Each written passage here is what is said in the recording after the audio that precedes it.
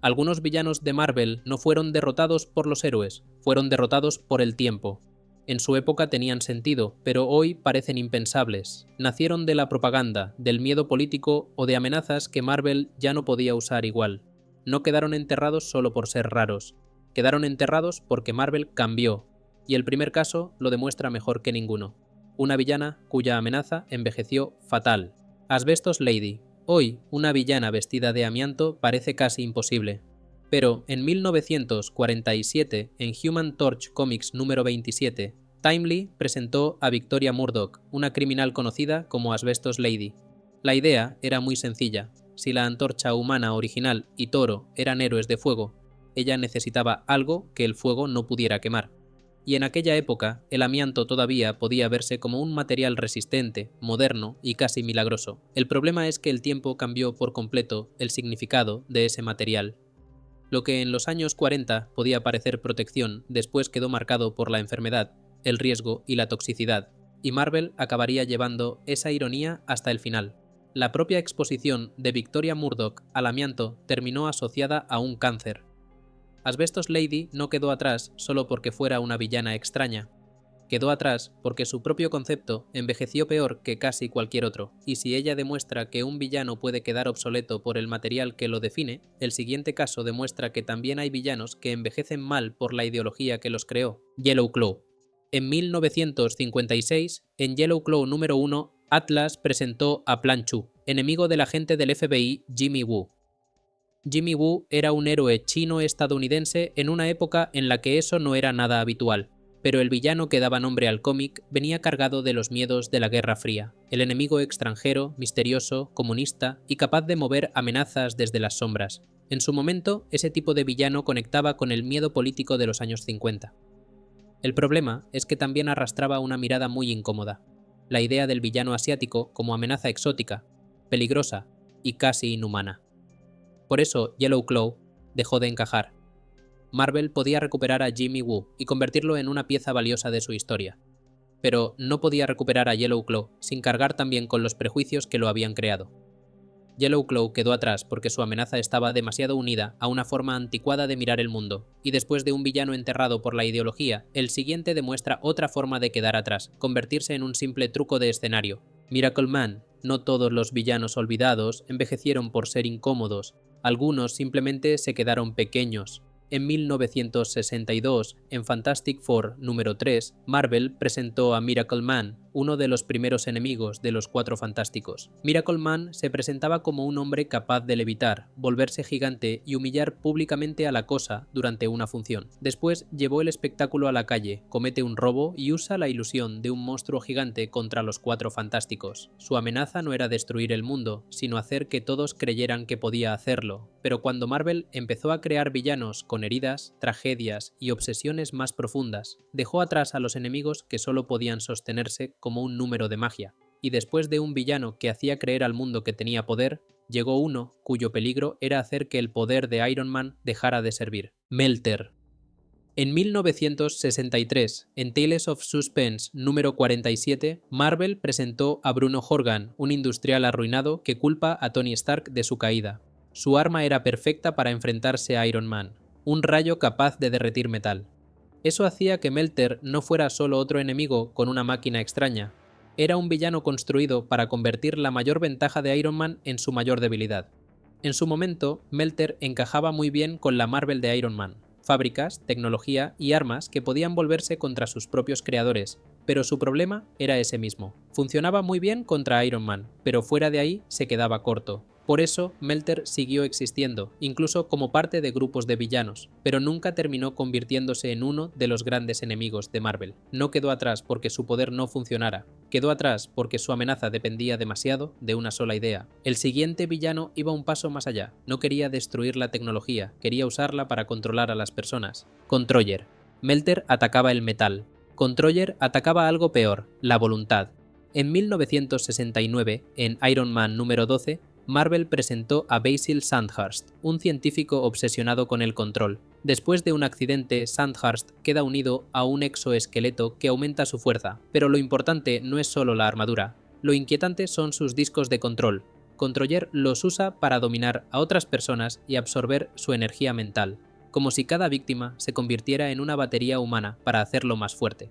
Con el tiempo, Marvel siguió usando esa idea, pero pasó a otros villanos y amenazas más grandes. Controller siguió existiendo, pero quedó en segundo plano, no porque su idea fuera mala, sino porque Marvel hizo ese miedo más grande que él.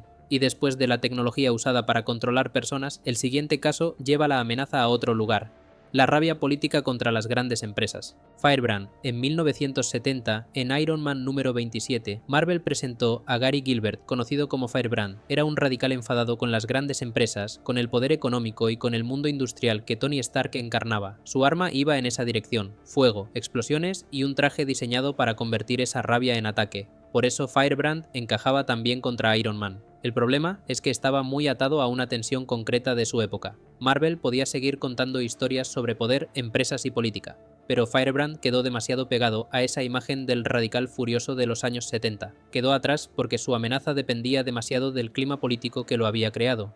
Y después de un villano nacido de la rabia contra el poder, el siguiente muestra otro tipo de olvido. No desaparecer, sino quedar cada vez más en los márgenes. Nightshade. No todos los villanos olvidados desaparecen del todo. En 1973, en Captain America número 164, Marvel presentó a Tilda Johnson, conocida como Nightshade. Era una científica brillante que usaba su inteligencia para crear armas, fórmulas y experimentos capaces de convertir personas en herramientas.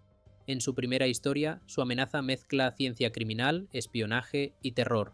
Intenta transformar prisioneros en criaturas parecidas a hombres lobo para usarlos como ejército. Es una idea extraña, pero muy de su época. Nightshade tenía potencial, era inteligente, peligrosa y podía moverse entre varios rincones del universo Marvel, pero nunca terminó ocupando un lugar importante. Apareció más veces, se cruzó con otros héroes e incluso fue reformulada con el tiempo, pero casi siempre como pieza secundaria. Nightshade no quedó atrás porque desapareciera.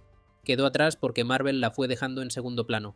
Y de los experimentos pasamos a la calle, donde la ciencia encontró otra forma de hacer daño: Chemistro. En 1973, en Luke Cage Hero for Hire número 12, Marvel presentó a Curtis Carr, el primer Chemistro. Carr era un químico que había creado una pistola alquímica capaz de transformar la materia. Pero cuando su empresa intenta quedarse con la invención, él se rebela, pierde su trabajo y convierte ese invento en un arma. Ahí es donde Chemistro encaja tan bien en la Marvel urbana de Luke Cage. Su arma podía cambiar una sustancia en otra, pero su recorrido como villano nunca terminó de cambiar de escala. Chemistro siguió existiendo, incluso con otras personas usando el mismo nombre, pero casi siempre quedó ligado a ese rincón más urbano y secundario de Marvel. No quedó atrás porque su idea no fuera llamativa, quedó atrás porque su amenaza funcionaba mejor como conflicto de calle que como gran peligro para todo el universo Marvel. Y después de una amenaza nacida en la calle, Marvel todavía iba a probar algo mucho más raro: Headman.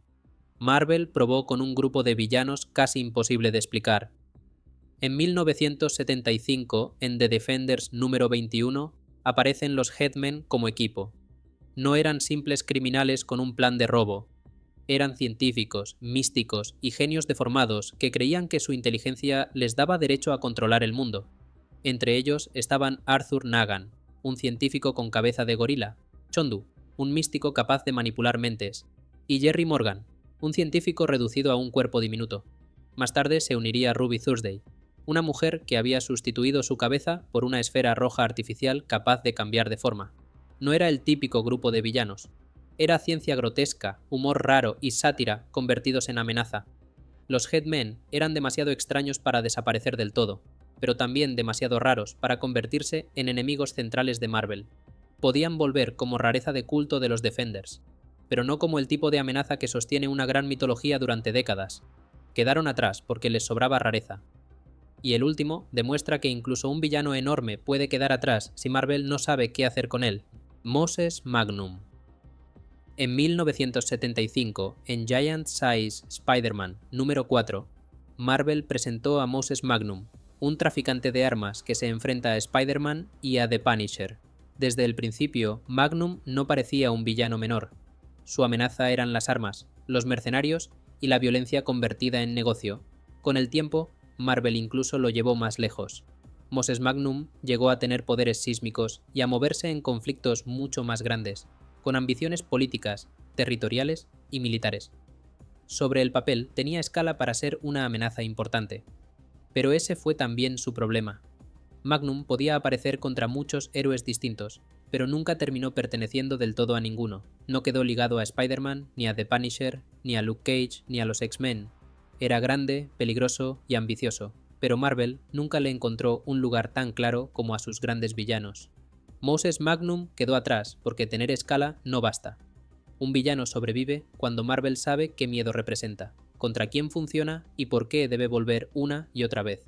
Y muchos de estos villanos no fracasaron porque fueran inútiles. Fracasaron porque pertenecían a una Marvel que fue cambiando hasta dejarlos enterrados. Y ahora dime, ¿cuál de estos villanos crees que Marvel podría rescatar hoy? Te leo en comentarios. Si quieres ver la otra cara de esta historia, te dejo por aquí el vídeo de los héroes olvidados de Marvel. Y si te ha gustado este viaje por la arqueología del cómic, deja tu like y suscríbete al canal.